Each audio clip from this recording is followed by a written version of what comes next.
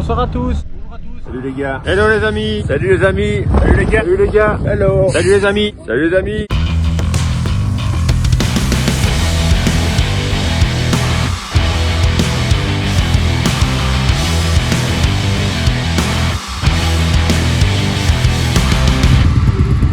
On a 20 minutes avant le départ pour mettre son roadbook. Là il est en place. Donc là on est à 214 km de liaison. Moi je pars dans 10 minutes. Donc là il est 5h33. Et on va peut-être 30 secondes. Là on voit le code encodé dans le GPS. Voilà.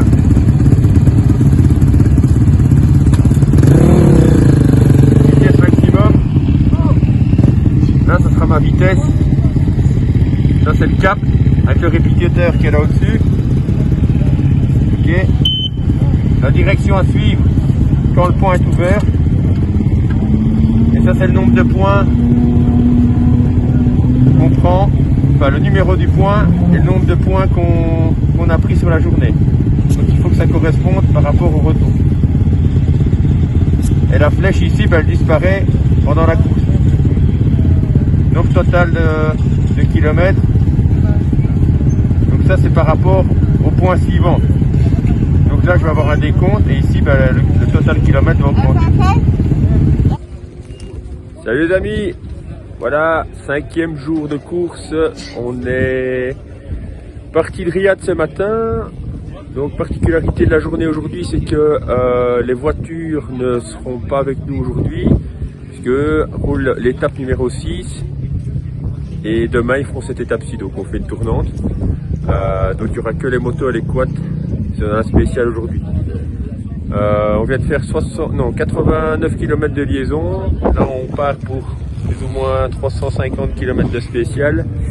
Il y aura un peu de tout comme hier, la piste, du caillou, de la dune, 40 km de dune pour finir la spéciale.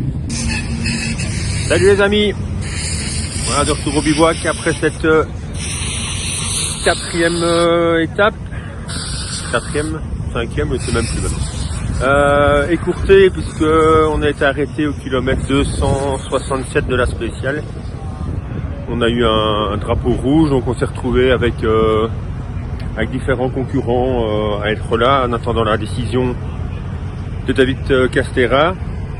Finalement on a pu redémarrer, on a encore fait 25 km jusqu'au point GPS qui nous a été donné, et puis on a dû prendre une piste jusqu'à l'arrivée et de là retour en bivouac, du bivouac, donc 124 km de liaison pour revenir ici au bivouac.